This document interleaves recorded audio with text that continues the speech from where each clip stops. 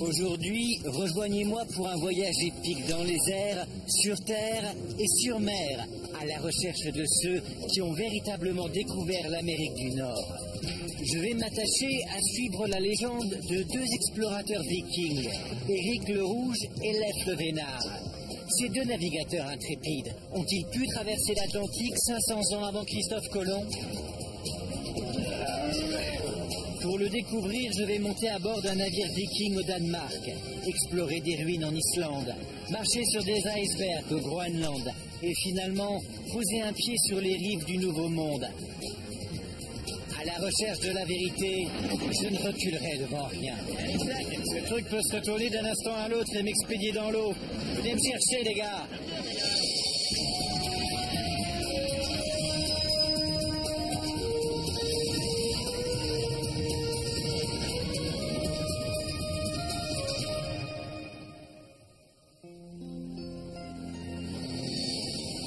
Bonjour, je suis Josh Bernstein. Si l'on en croit les vieilles histoires vikings, il a fallu pratiquement toute une vie pour qu'Éric le Rouge et son fils Leif le Vénard traversent l'Atlantique. Je ne dispose pas d'autant de temps qu'eux, mais j'ai l'intention de suivre leurs traces et de voir à quoi a bien pu ressembler leur voyage. Les Irlandais, les Écossais et même les Chinois se vantent d'avoir découvert les premiers le continent américain. Mais ce sont les Vikings qui restent les plus crédibles. Les vieilles histoires islandaises rapportent les exploits d'aventuriers qui, dans leur quête de nouvelles terres, poussèrent toujours plus à l'ouest de leur Scandinavie natale. Ils s'installèrent tout d'abord en Islande en 860 après Jésus-Christ. Mais après une centaine d'années, ils avaient déjà occupé les terres les plus fertiles. Poussant encore vers l'ouest, ils découvrirent et s'installèrent sur un immense territoire gelé qu'ils appelèrent Groenland. C'est là que prend corps une légende viking qui revendique la plus extraordinaire des découvertes. Un marin du nom de Leif le Vénard navigua à travers les eaux traîtres de l'Atlantique Nord et atteignit le continent américain 500 ans avant Christophe Colomb. Mais cette légende a-t-elle des chances d'être vraie ? Pour le découvrir, je me suis rendu dans l'ancien port viking de Roskilde, au Danemark, où l'on a reconstruit et entretenu la plus grande collection d'authentiques navires vikings. Ce que je dois découvrir, c'est si les vikings possédaient des bateaux capables de traverser les océans. L'archéologue maritime Anton Englert va me montrer sa collection. C'est un authentique navire viking ? Oui. Vous l'avez découvert où ? Il était enfoui à 20 km au nord d'ici, dans les eaux du fjord de Roskilde. C'est dingue. Et vous avez pu dater sa construction ?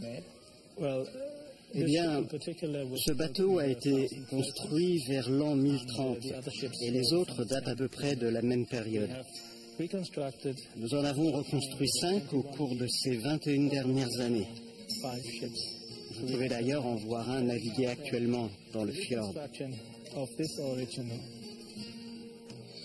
Aucune de ces répliques n'a été faite au hasard. Le bateau, qui a été dégagé du fjord, a été protégé des dégradations de l'oxygène par la vase qui se trouvait dans le fond. Une protection tellement efficace que des équipes de chercheurs ont été en mesure de reconstruire son exacte réplique que vous voyez naviguer aujourd'hui. Je vais rencontrer Gunnar Gertsson, l'incroyable capitaine d'un bateau viking. Il pourra me prouver que ces guerriers ont construit des navires capables de traverser l'océan Atlantique. Enchanté. De même. Ils pouvaient naviguer à une vitesse de 8 nœuds. La proue générait même des bulles sur l'eau pour adoucir le contact avec l'eau. Ils surfaient plus ou moins. Gunnar m'a montré que ce bateau était profilé pour aborder les vagues en souplesse. Mais cette longue embarcation, la même que celle qui terrorisa les côtes d'Europe du Nord, se serait brisée en 1000 morceaux si elle avait dû traverser l'Atlantique. C'est pourquoi les Vikings construirent un bateau radicalement différent pour les longues traversées. Un navire comme celui-ci. Voilà le navire ? Oui, c'est celui-là. Qu'est-ce qui le différencie de l'autre en matière de navigation ? Pourquoi ne pas le découvrir vous-même ? Montez. Gunnar sait commander un navire. Il construisit cette réplique en 2000 Et exactement 1000 ans après que, selon la légende viking, Leif le Vénard fit son voyage, Gunnar traversa l'Atlantique depuis l'Islande jusqu'en Amérique du Nord. Son périple de près de 4500 km prouva que les navires vikings pouvaient traverser l'Atlantique. Qu'est-ce que je peux faire ensuite? Ce navire, construit en pin de Norvège, est identique à celui construit par Gunnar. Il flotte grâce à la technique qu'utilisaient déjà les navires vikings. Des panneaux carrés de laine tissée cousus ensemble et recouverts d'une résine semblable au goudron. Il recouvrait une surface de près de 1000 mètres carrés et pesait plus de 500 kilos. La vie sur un vaisseau viking demandait beaucoup d'énergie physique. Ce treuil était la seule aide mécanique que l'on trouvait à bord. On avait surtout besoin de force brute. Et voilà. Est-ce qu'il y a une différence entre ce que nous faisons et les gestes que faisaient les Vikings il y a 1000 ans? Non. C'est pareil? C'est pareil. Même navigation, même navire, même geste? Oui. Avec un bon vent, ce navire marchand capable de traverser l'océan peut atteindre une vitesse de 15 nœuds, soit plus de 25 km/h. Il a été conçu pour transporter 24 tonnes de marchandises et ne nécessite que 8 hommes d'équipage. Mais Gunnar est plus qu'un simple marin accompli. Aussi incroyable que cela paraisse, il a découvert il y a quelques années qu'il descendait d'Éric le Rouge et Leif Erikson. Le grand-père de Leif Erikson était mon arrière et sa 30 fois grand-père. Ça fait beaucoup d'arrière. Oui. Vous avez pu remonter aussi loin? Oui, j'ai pu remonter très loin. On va naviguer avec le vent de face. À l'époque des Vikings, pouvoir naviguer avec le vent de face était une technique révolutionnaire. Il fallait tourner la voile et effectuer une série de virages en zigzag. Bien que cela nécessitait un effort considérable, cela leur permettait de continuer à avancer, même avec un vent de face. Rentrez là dans la bouline.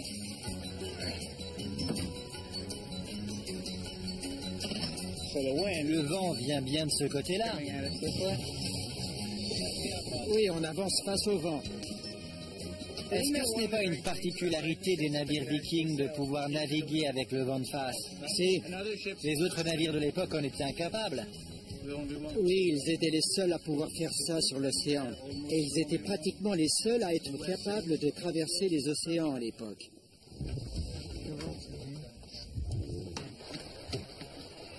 Doucement. Je tourne. Oui, vous faites bouger 27 tonnes. Vous faites tourner 27 tonnes. J'aime l'impression que ça procure. Les navires vikings étaient largement capables de naviguer sur les océans. Pourtant, il fallait plus que du courage pour quitter sa maison et se jeter dans l'inconnu. Il fallait avoir une sacrée motivation. Le navire n'offrait qu'une bien frêle protection contre les colères de l'océan Atlantique. À l'époque, qu'est-ce qui les poussait à entamer de tels voyages? La découverte de nouvelles terres? Ils le faisaient parce que la Norvège était un peu trop peuplée et que les impôts étaient élevés. Tout le monde voulait aller en Islande. En 60 ans, il y a eu 30 000 personnes qui sont parties en Islande à bord de navires vikings. 30 000? 30 000. Sur des navires comme celui-ci? Oui. Nous ignorons combien de vaisseaux ont fait le trajet de la Scandinavie à l'Islande. Mais pour transporter 30 000 personnes, il a dû falloir que des douzaines de navires se lancent dans le voyage. Les Vikings longeaient généralement les côtes. Mais pour traverser l'Atlantique, ils ont dû quitter la sécurité des rivages et supporter de traverser des kilomètres en pleine mer. Gunnar me dit que la boussole n'allait être introduite en Europe que 200 ans plus tard. Alors comment ont-ils fait? J'ai posé la question à Gunnar. Comment ont-ils pu se diriger s'ils ne savaient pas où ils allaient? Ils ont utilisé tout ce que la nature mettait à leur disposition. Les oiseaux, les vagues, les nuages, les courants, le vent, les étoiles, la lune. Gunnar sait de quoi il parle. Il a lui-même effectué la traversée de l'Atlantique sans l'aide des techniques modernes, s'appuyant à la place sur les indices que lui procurait la nature, comme la direction des vents dominants, la présence des baleines et des oiseaux marins, et même la nature des déchets flottants à la surface de l'eau. Certaines personnes pensent que les Vikings avaient saisi le lien entre le soleil et la latitude. Le disque de bois découvert sur un site viking au Groenland est peut-être une boussole utilisant le soleil, un instrument qui aurait pu être utilisé pour indiquer si le vaisseau tenait sa trajectoire. Boussole ou non, avec un bon vent, un capitaine viking pouvait traverser les 1000 km qui le séparaient de l'Islande en 4 ou 5 jours. Éric le Rouge, votre arrière-grand-père, pourquoi a-t-il quitté la Norvège? C'était une sorte de bandit. Il a été pratiquement chassé du pays. Il n'avait pas le choix. Un bandit? Il semblerait qu'Éric le Rouge n'ait pas eu d'autre choix que de quitter la ville. Donc ici, si je veux suivre sa trace, ce qui est mon intention, je dois aller en Islande. Oui, en Islande. Très bien. Je peux gérer. J'ai compris comment ça marche. Ça ne devrait pas nous prendre trop de temps. En 960 après Jésus-Christ, Éric le Rouge traversa l'Atlantique Nord pour aller en Islande. Et ce sera ma prochaine destination. Trouver la maison d'Éric dans les étendues sauvages du nord-ouest de l'Islande.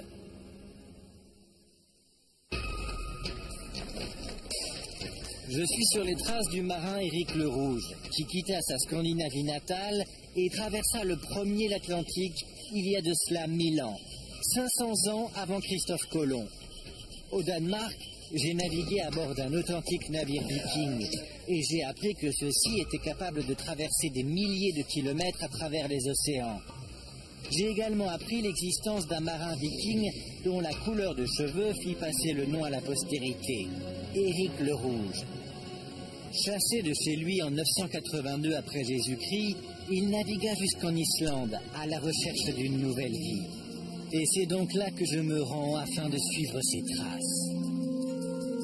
L'Islande est une île immense, de plus de 100 000 km², mais la majeure partie de ses terres intérieures sont inhabitables. La plupart des habitations restent, même de nos jours, concentrées sur les côtes. L'histoire de la vie d'Éric le Rouge fait partie des sagas islandaises, une série d'histoires qui appartient à la tradition orale de ce pays. Elle est une inestimable et unique source de renseignements sur ceux qui se sont installés ici il y a plus de 1000 ans. Je vais rencontrer un expert de ces sagas, à l'endroit exact où l'on dit que vécut Éric le Rouge, à 100 km au nord de la capitale, Reykjavik. Mais est-il possible qu'une histoire que l'on se raconte depuis plus de 1000 ans puisse être aussi précise sur un détail géographique?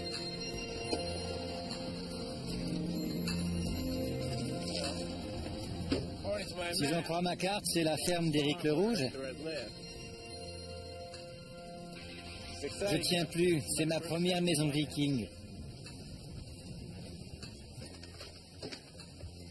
Gisli Sigurdsson, diplômé de l'Université d'Islande, a passé sa carrière à étudier les sagas islandaises. C'est un endroit génial. Bienvenue chez Éric le Rouge. Merci. Est-ce que je peux visiter? Je vous en prie. Ces trucs suspendus là, est-ce que ce sont des outils de l'époque viking?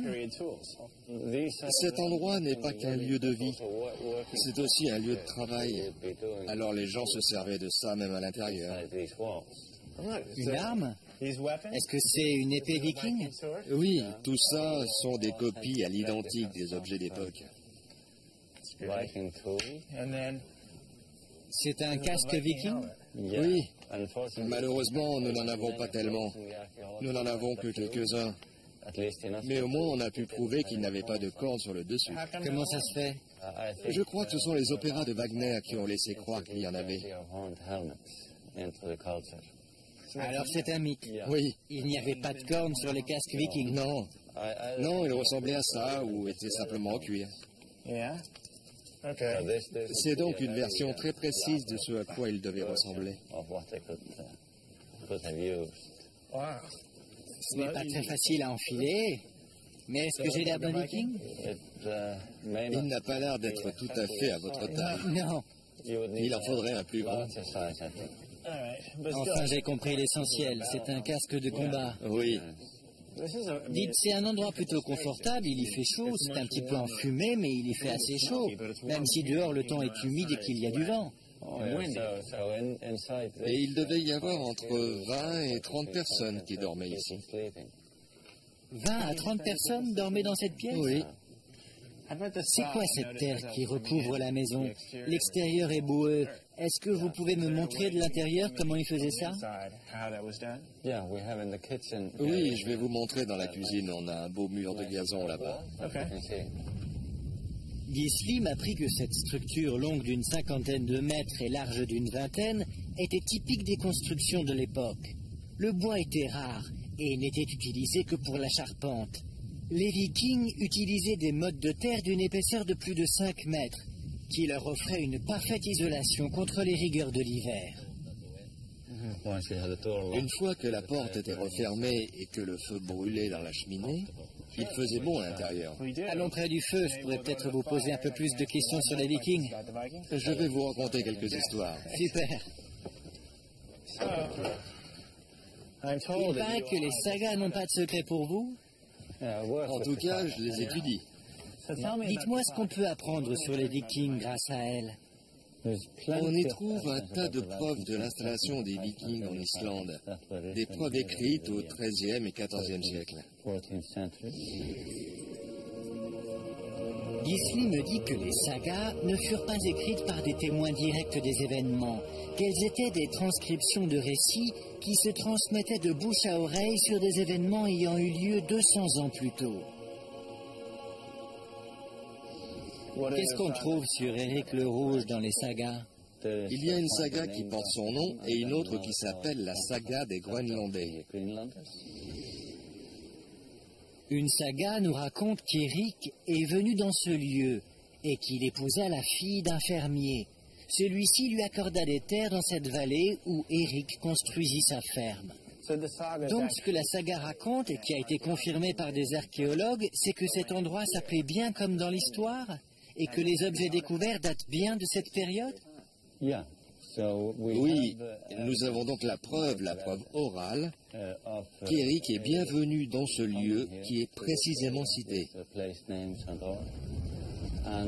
Et d'après l'histoire, c'est ici qu'il a bâti sa ferme. Les sagas se révèlent être remarquablement précises. Les archéologues ont réussi à prouver qu'il ne s'agit pas seulement de la région où Éric s'installa, mais que les traces de construction découvertes derrière la reconstitution de la ferme étaient en fait les ruines de sa maison. Mais Gisli m'explique qu'Éric ne s'est pas vu attribuer les meilleures terres lorsqu'il épousa la fille du fermier. Il était à la limite du domaine de sa belle famille et très proche de la ferme voisine. Éric n'était pas installé depuis très longtemps lorsqu'il se retrouva au milieu d'une querelle de territoire. Il fut déclaré indésirable une fois de plus. Sans vouloir prendre parti sur sa responsabilité, qu'est-ce qui s'est passé une fois qu'il a été déclaré indésirable? Il a dû partir très vite. Il a dû quitter le pays parce que n'importe qui aurait pu s'en prendre à lui. Le tuer? Oui. Éric avait déjà été chassé de sa terre natale, la Scandinavie. Alors il n'avait pas d'autre choix que d'aller encore plus à l'ouest. On parlait d'une terre qui avait été découverte par un marin que le vent avait poussé jusque-là.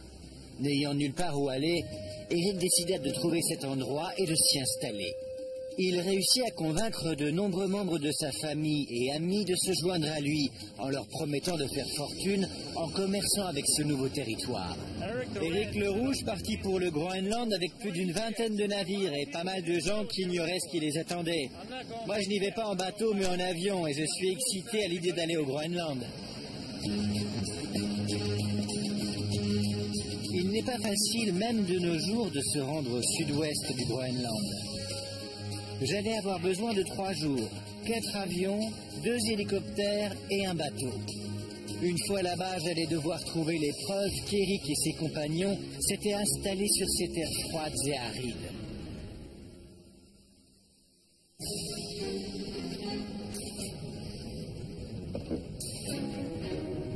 Je suis sur les traces d'Éric le Rouge, un marin viking. Un homme qui semble avoir le chic pour se faire chasser de partout où il passe. En 985 après Jésus-Christ, condamné à mort en Islande, il quitta sa femme et partit vers l'ouest à la recherche d'une terre d'accueil sur l'immense territoire gelé du Groenland.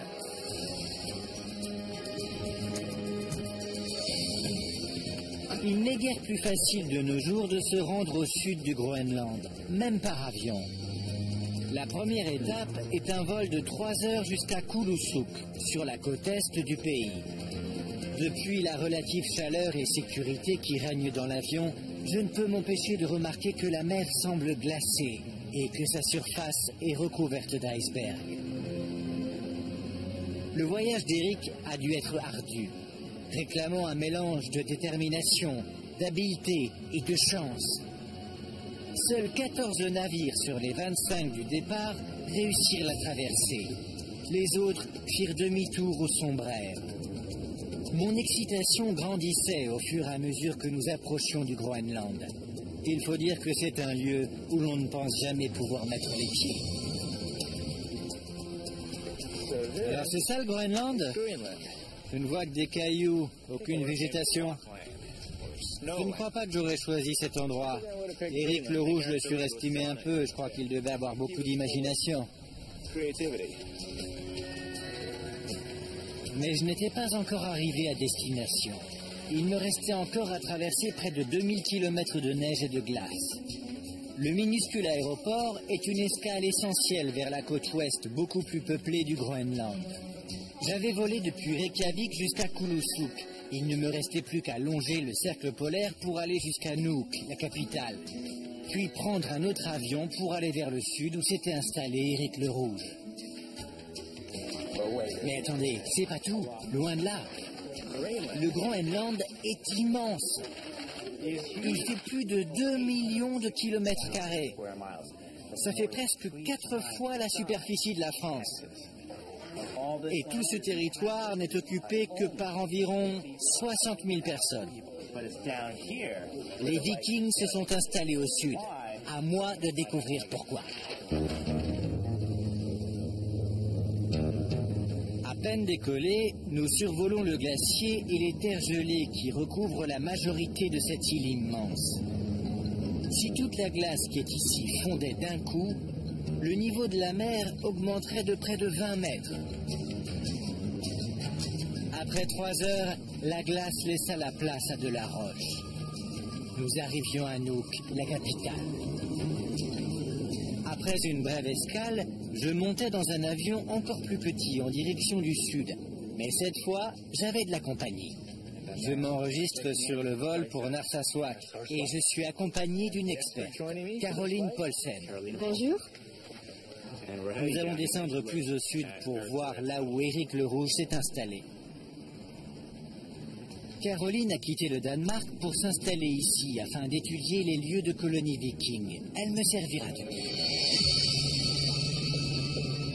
Ce minuscule avion doit nous emmener tous les deux plus au sud.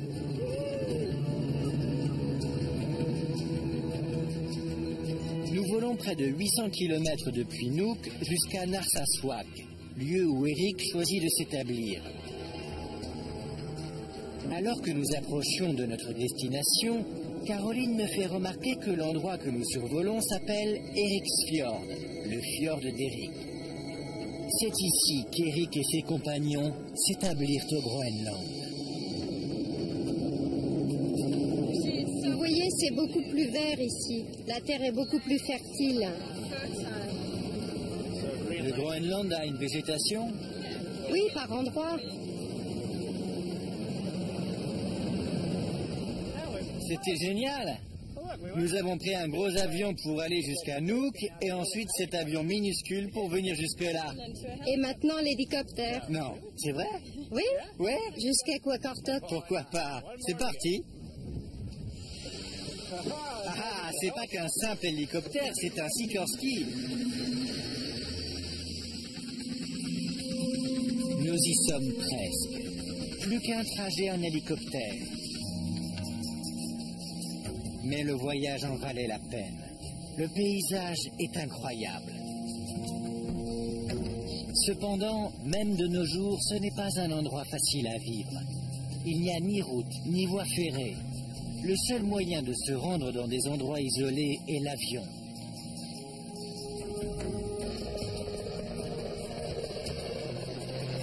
Nous finissons par être tout près du but.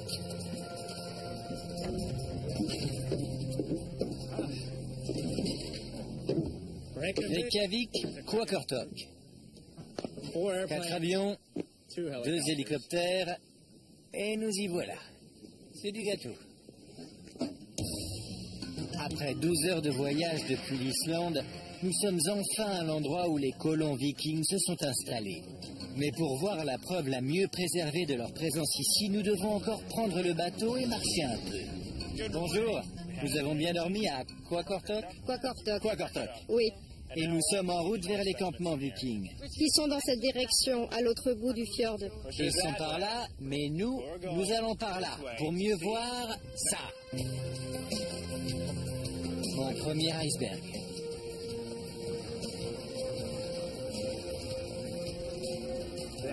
Ça, c'est cool. Voir un iceberg pour la première fois est une expérience incroyable. Il faut avoir vu de ses propres yeux la beauté de cette glace d'un bleu profond pour y croire. Après ce bref détour, nous reprenons notre route. Valsøy, l'endroit où nous nous rendons, est à 2 jours de marche de toute civilisation. Alors ce soir, ce sera camping. Nous allons faire une partie du trajet en bateau, mais il nous restera encore une longue marche à effectuer.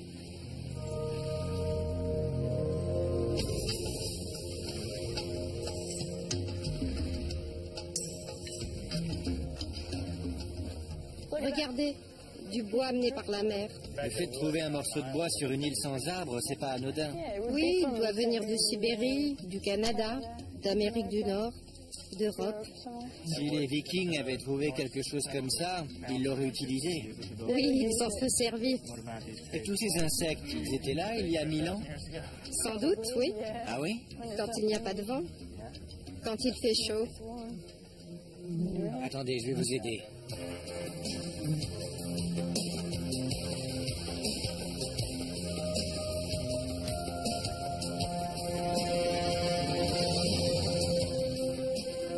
Caroline me dit que c'est pratiquement le même paysage qu'ont découvert les Vikings en arrivant ici, il y a plus de 1000 ans. C'était un lieu central pour ceux qui se sont installés sur la rive est. C'était assez vaste. On y voit encore les traces de différents habitats. Allons-y. Bien qu'il y ait de la végétation et que ce soit une terre riche, il y avait peu d'endroits plats pour élever les animaux à portée d'Islande. Ils devaient soigneusement sélectionner le lieu où fonder leur colonie. Voilà, c'est là-bas. Le terrain est plus plat. Là où la colline descend vers la mer? Oui, c'est l'endroit idéal pour une ferme.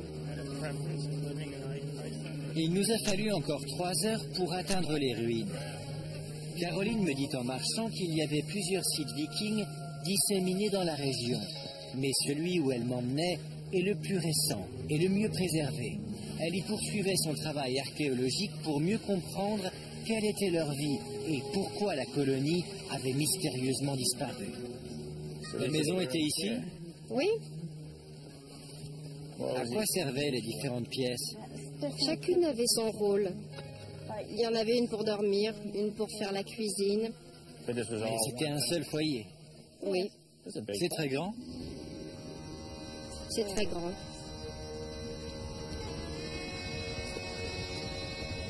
Ce site et plusieurs autres ont été déterrés. Et nous avons une relativement bonne idée de la vie qu'on y menait. Ils avaient du bétail pour leur consommation quotidienne, des moutons pour la laine. Le poisson constituait leur nourriture de base. Et en été, ils partaient en expédition à la chasse dans les territoires plus au nord. Caroline voulait me montrer ce site non seulement parce qu'il est remarquablement préservé, mais aussi parce que c'est Éric le Rouge qui le découvrit le premier. Il choisit plus tard d'aller vivre ailleurs et confia cette terre à son cousin. Cette grande entrée nous indique que c'était un endroit assez important. Il n'y a que 3 fermes au Groenland qui possèdent une entrée comme celle-là. Ça nous apprend que la personne qui vivait ici était riche. Riche, oui. Ce que nous confirme la présence de l'église. L'église de Valsay est un des monuments vikings les mieux conservés au monde. Elle a été bâtie lorsque les missionnaires chrétiens sont arrivés au Groenland depuis la Scandinavie au XIIe siècle, 200 ans après l'arrivée d'Éric et des premiers colons. Beau travail. Vous voyez, l'intérieur de l'église n'est pas aussi lisse que l'extérieur. C'est mieux dehors? Oui, c'est mieux dehors. Oui, c'est vrai. Oui. Il ne devait pas avoir de bons artisans pour faire ce côté-là. Et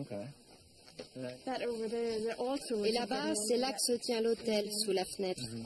Vous voyez l'arche de la fenêtre? C'est une copie de ce qu'on trouve en Europe. Cela a été fait avec de vieilles pierres taillées. Ça a dû être difficile à réaliser. Vous avez dit que c'est l'autel? Oui. Cet endroit sert toujours d'église? Oui, on peut s'y marier et y être baptisé. Sans blague. J'aurais dû enlever ça. Oui. Désolé. Caroline me dit que la dernière mention historique d'une cérémonie dans cette église est un mariage qui s'est tenu en 1408, juste avant que les colons s'en aillent pour des raisons inconnues. Personne ne sait vraiment pourquoi la colonie a été abandonnée, mais Caroline a sa théorie. Ça a été la dernière trace d'activité? Oui. Est-ce qu'on sait ce qui a entraîné le déclin de la colonie?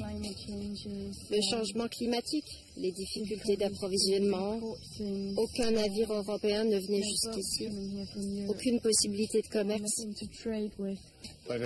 Mais si on en revient à Éric le Rouge et à l'époque à laquelle je m'intéresse, Éric, qui avait exploré la région, a choisi de s'installer dans un plus bel endroit. Oui, c'est exact. Et nous allons nous y rendre? Oui. Bien, alors nous allons manger et passer la nuit dehors? Oui. Allons-y. Les archéologues continuent à débattre sur les raisons qui ont poussé les Vikings à abandonner leur colonie du Groenland. Mais il ne fait aucun doute qu'Éric s'y soit installé 400 ans plus tôt. Et c'est ce fait, et cette époque, qui reste au cœur de ma quête. Là, on profite pleinement de la journée parce qu'il est plus de 23 heures et la nuit n'est toujours pas tombée. Est-ce que c'est normal? Oui. Ouais. Le soleil ne se couche pas. Pas à cette époque de l'année? Non. Donc c'est la nuit, nous sommes autour d'un feu de camp. Nous n'allons pas tarder à nous coucher et demain nous irons voir où s'est installé Éric le Rouge. Et j'ai entendu dire que c'est le plus bel endroit de la région? C'est vrai. On va attendre que le feu s'éteigne un peu, et au dodo, on verra ça demain. Au matin, nous découvrirons à quel point la navigation au Groenland peut être dangereuse. Et nous apprendrons comment le fils d'Éric, Leif, traversa l'Atlantique sur sa partie la plus dangereuse.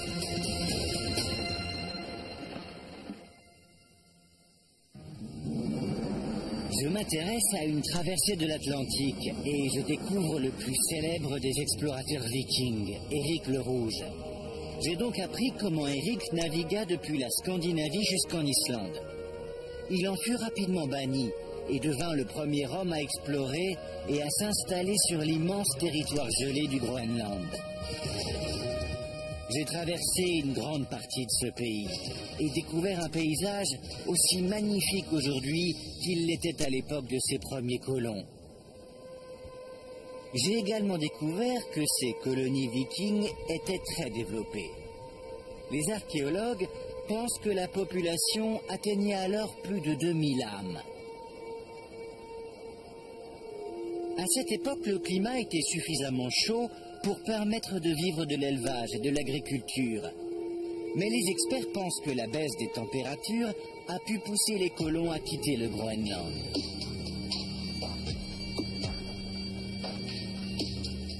On ne pouvait pas souhaiter une plus belle matinée. Nous savons, d'après les sagas groenlandaises, que près de 450 personnes vivaient dans la région. Nous savons même qu'Éric le Rouge en personne y vivait. Et c'est justement là que nous allons nous rendre. L'endroit qu'Éric choisit pour s'installer est à près de 40 km de notre campement. Il est plus précisément dans le fjord suivant, qui porte aujourd'hui son nom. Caroline m'apprit durant notre marche qu'il fallut attendre le XXe siècle pour que les archéologues ne découvrent les traces d'une installation viking.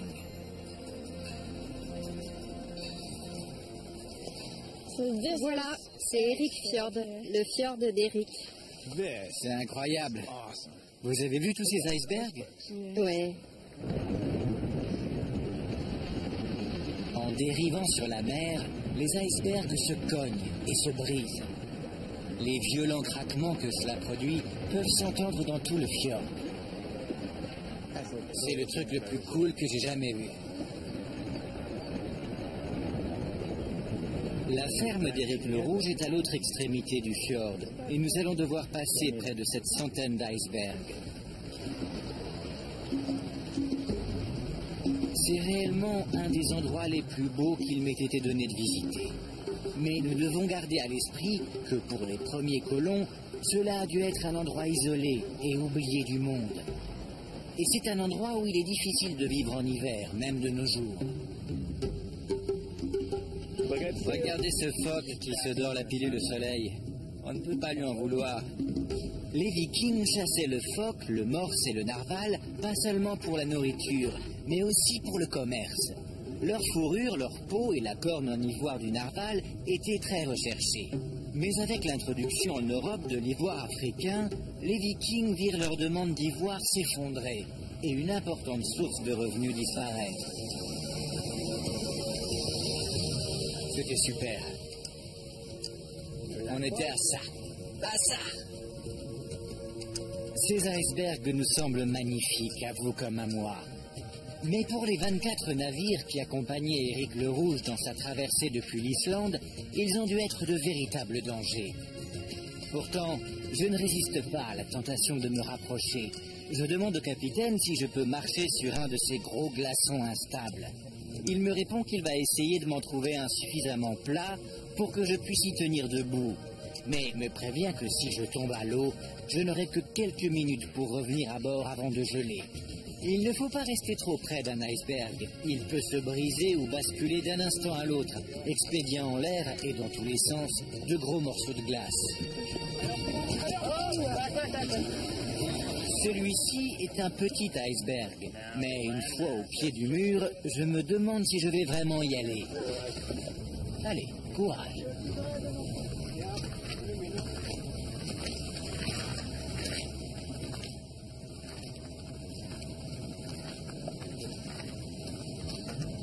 « 78% de la masse de l'iceberg reste immergée. D'un instant à l'autre, cette chose peut basculer et m'expédier dans l'eau. Venez me chercher, les gars. Je veux pas entendre d'autres craquements. Venez. J'ai eu ma dose d'iceberg.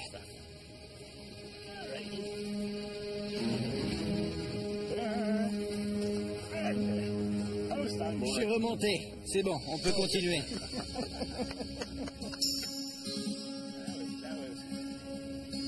Vous savez, quand on est sous le choc et qu'on ne peut plus parler, je suis dans cet état. L'expérience était brève, mais elle en valait le coup. Il m'a fallu 3 jours et une demi-douzaine de vols pour venir ici depuis l'Islande. J'espère à présent que je vais finir par voir l'endroit qu'Éric a choisi pour installer ses pénates. Sur cette île immense et coupée de tout, à la limite du monde connu. Il a fallu attendre 1930 pour que les ruines de Brattahlid soient identifiées comme les vestiges de la maison d'Éric. Et depuis, elles ont été entièrement mises à jour et en partie reconstruites. Pour un hors-la-loi en exil, Éric s'est bien débrouillé ici. C'est vrai. En fait, on a fait des analyses du sol et c'est l'endroit idéal pour installer une ferme. Il n'y avait pas, à part la qualité du sol, d'autres avantages dans le fait d'être ici? Si, c'est un point central pour les colonies de l'Est. Et c'est un bon port. Alors, qu'est-ce qui s'est passé lorsqu'Eric est arrivé d'aussi loin de chez lui? Est-ce qu'il s'est dit, c'est bon, je me pose? Ou est-ce qu'il a continué à faire du commerce et voyager? Non, il s'est installé avec sa famille. On trouve déjà mention de Leif, l'aîné, en Islande. Mais ses 3 autres enfants sont nés ici. Ici? Oui, Caroline me dit que l'installation d'Eric coïncide avec l'introduction du christianisme dans la plupart des pays d'Europe. il y a une histoire au sujet de la femme d'Eric, Thorhilda, et de sa conversion. Elle voulait qu'il y ait une église ici, mais Eric refusait de la construire. Alors elle refusa d'avoir le moindre contact avec lui. Elle ne voulait plus coucher avec? Non, jusqu'à ce que l'église soit construite. Alors il a pris une pierre et l'a jetée aussi loin qu'il a pu de la ferme. Et là où la pierre est tombée, on a construit l'église. Elle devait beaucoup ressembler à celle-ci. Elle ressemblait à ça? Allons voir. À l'époque où cette église a été construite, les Vikings qui s'étaient installés à travers le pays ont commencé à changer. Beaucoup se sont convertis au christianisme. Leif a été l'un des premiers convertis et il personnifie le nouveau Viking. Il avait hérité de l'esprit aventureux de son père, mais il méprisait sa sauvagerie et sa superstition. Si l'on en croit les sagas, Leif était un Viking hors du commun. Il est décrit comme un solide gaillard, réfléchi et tempéré en toutes choses et hautement respecté. Il devint un excellent marin, emportant des marchandises depuis l'Islande et la Scandinavie jusqu'à la colonie de son père, au Groenland. On le surnomma Leif le Vénard, après qu'il ait sauvé un navire du naufrage et se soit approprié toute sa cargaison. Je suppose que c'était la pièce principale de la maison. Et ça doit être la plus belle vue du Groenland.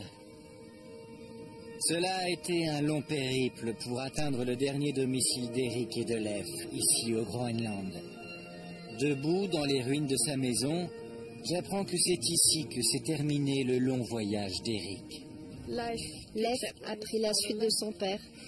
Il avait entendu des rumeurs au sujet d'une terre plus à l'ouest. Eric entendit qu'il y avait d'autres terres plus à l'ouest. Comment il réagit? Non, c'est Leif qui en a entendu parler. Il était très vif d'esprit. Il a acheté un bateau et a convaincu plus d'une trentaine d'hommes de se joindre à lui. Je vais donc suivre les traces de Leif. Où est-ce qu'il faut que j'aille? Terre-Neuve. Alors j'y vais. Nous sommes au stade de l'histoire où le fils succède au père. À partir de maintenant, il s'agit du voyage de Leif. En 1001 après Jésus-Christ, Leif Erikson quitte ce fjord où nous sommes et embarque avec 35 hommes sans véritable carte et sans trop savoir où ils doivent aller ni ce qu'ils vont découvrir. Est-ce que Leif le Vénard est allé en Amérique? Accompagnez-moi dans ma traversée de l'Atlantique à la recherche de preuves qui démontreraient que les sagas des explorateurs vikings ne sont pas des histoires à dormir debout.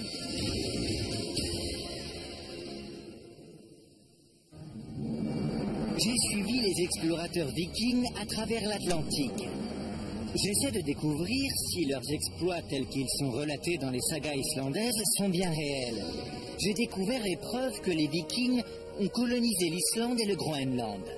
Mais l'histoire la plus incroyable raconte qu'en l'an 1001, Leif le Vénard entreprit un voyage à travers l'Atlantique Nord et découvrit l'Amérique 500 ans avant Christophe Colomb. J'approche à présent de la pointe nord de Terre-Neuve. Nous sommes à peu près à 2000 km du Groenland. Et c'est peut-être ici que s'arrêtent les traces des Vikings.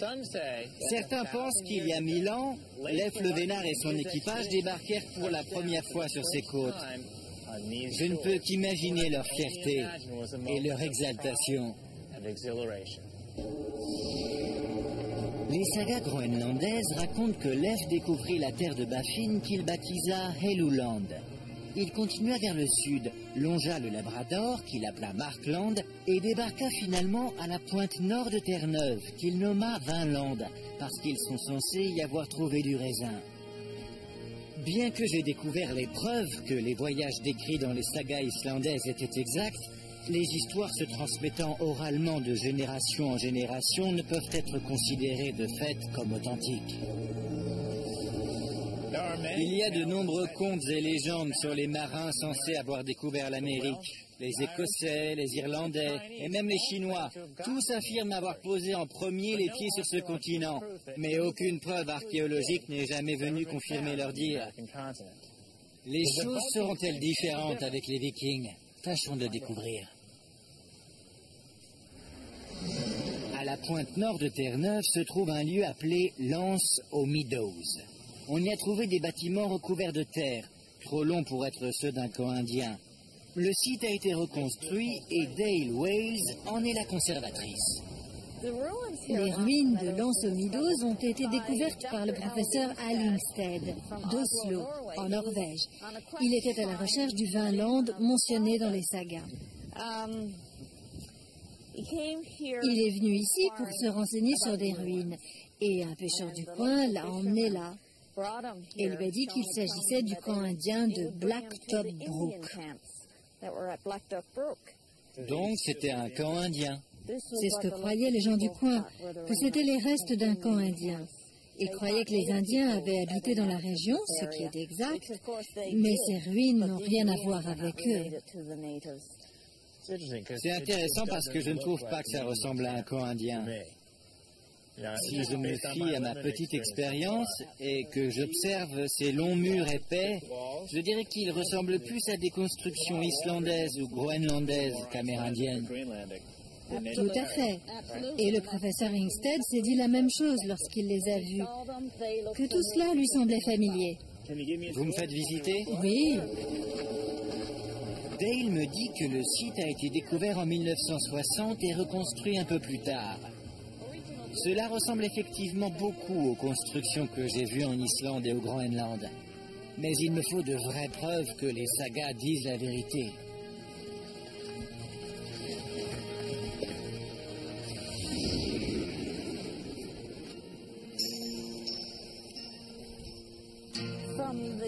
On a utilisé des preuves archéologiques. On a daté au carbone 14 les différents objets découverts sur le site et il en ressort qu'ils datent d'à peu près 1000 ans.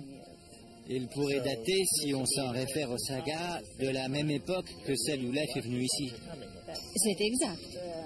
D'après les sagas, le voyage vers Vinland aurait commencé environ vers l'an 1000. Et ce site date approximativement de la même période. Quels objets avez-vous datés?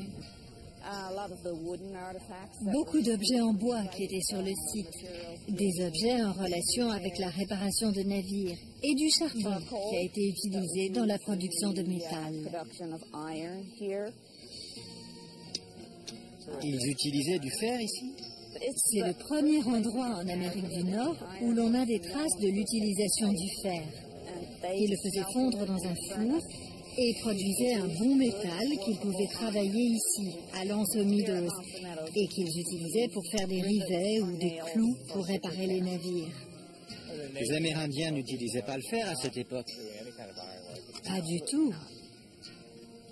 Une fois de plus, on fait le lien avec les villages scandinaves. Donc la dimension des maisons et l'utilisation du fer plaident pour une présence nordique. Quoi d'autre?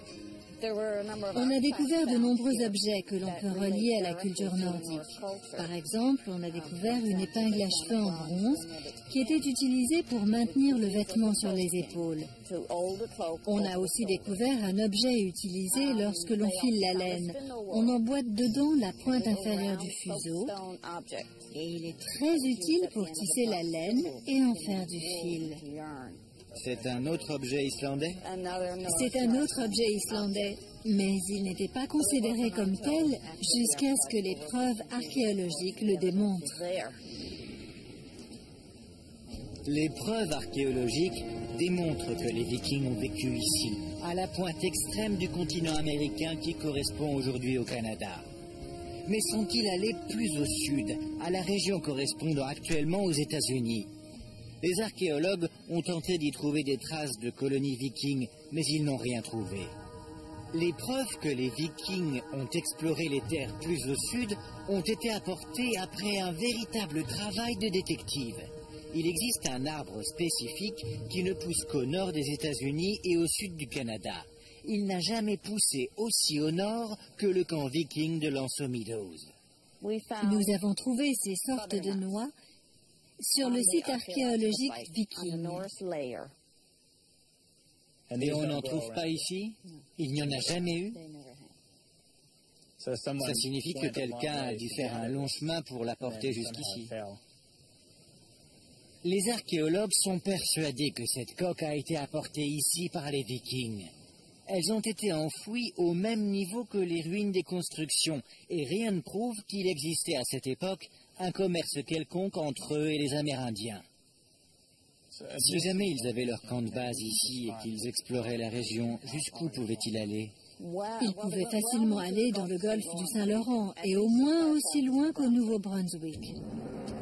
Ces coques prouvent qu'ils sont allés dans le sud du Canada et probablement jusqu'au nord des États-Unis. Nous savons également par les archéologues que les Vikings ne sont restés que 2 ou 3 ans sur place. Mais pourquoi? Tout ce qu'ils avaient rapporté avec eux au Groenland correspondait à des choses qu'ils pouvaient déjà obtenir par les routes commerciales établies avec l'Europe.